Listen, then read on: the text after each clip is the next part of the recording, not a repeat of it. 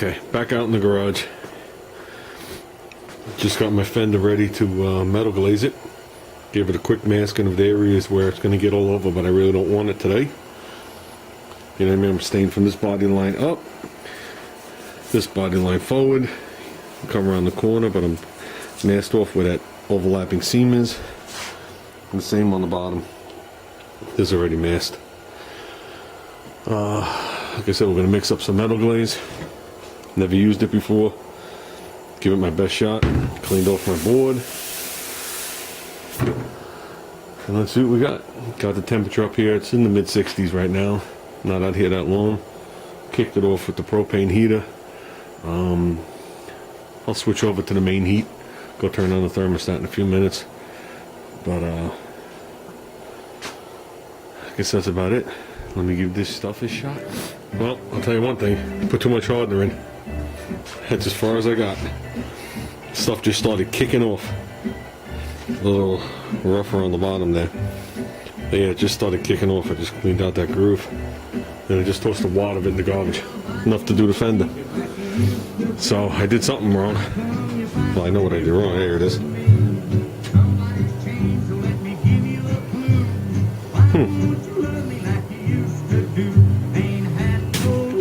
You know what? I'm going to save a piece of this. Compare it to the regular Bondo. Give it my own test.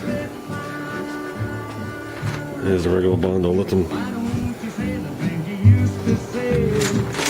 put in my top screen test drawer. So I'll let that fully set, and I'll do it with a little less hardener. A lot less hardener. Well, we finished almost the first coat this time. It wasn't that I mixed it wrong. It's stuff had settled in the container. For some reason, I never thought of mixing it like all the other things I mixed. So I went in there and I mixed it, and then the stuff turned into like liquid like it should.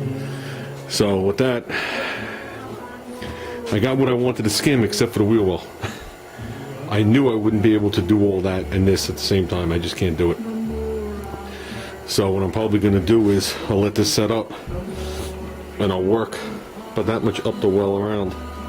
Then I'll give this wheel well a swipe as well as down here. Then I'll block it out. It's nice to see it one color, even though it's ugly. So, and to anybody that's just tuning into my channel, this Fender, I took the wheel well and I moved it forward 4.5 inches. So this used to be back over here. So because I moved the wheelbase forward 4 inches. So this Fender here is, I think we talked about it, it's one main piece. The lip is 2 pieces. Then there's 2 patches coming down. The other one is many more pieces. So with that, I'm going to let this set. I'm going to do that well. I'm going to finish skimming this. So yeah, I went through the last couple of bins at work from the old body shop, and this is what I found. Some Evercoat door build. Between the two of them there, it's approximately a quarter, a hair bit less than each one. So it's almost a half a gallon. I don't see anybody using it. I'm not sure why. So if anybody has any feedback on it. It just looks like it's a high build primer. Maybe because it's VOC compliant, maybe that's why nobody uses it, maybe it doesn't work well, I really don't know. But it's free. So I figured after I was done doing what I was doing here on epoxy, then I'd put my 3 coats of this stuff on there and block it out. That's how it works out. It says it's a 1 1/4 to 1 mix. And believe it or not, I have the reducer. I had found that originally sealed. And I just have it sitting here, I didn't, you know. So I don't know, figure I'd give it a shot. The stuff is still liquidy, like there's nothing wrong with it. So I just can't believe when I think back to how much body supply crap I sold off at the swap meets, thinking I'd never do it again. A lot. And not knowing the price of the stuff. I sold off, I can't even tell you. I know the amount of stuff I sold off, I pulled almost $1,000. So it's probably 5 times that easy. because I had people jumping on it. You know, so I don't know. You asked me 6 months ago I wasn't going to touch bodywork anymore. So that's what happens, I guess. You know, how long can you store it before the stuff goes bad? And especially in this garage, you know what I mean? I don't, you know what I mean? Might sit here another 10 years for all I know. So, well, it is what it is. Okay, I let it set. I took down all the high stuff on this well. This is just like a skim there of what's left, because I want to skim this well now, and I don't want to skim it over lumps, because then it just becomes more lumps and thicker. So, I knocked down all the high spots. Let's give that a skim and finish skimming the front here. Cool. There you go. I skimmed just a well up to the bottom where I gotta do my work. I got a little clumpy, but I might give that one more tight skim there when I'm done, just to get rid of that part where you see the metal. But like I said, I've never used this stuff before. This stuff is like spreading water. So, of course, that's going to give me some extra sanding, but I don't mind sanding. I'll sand forever, it don't matter.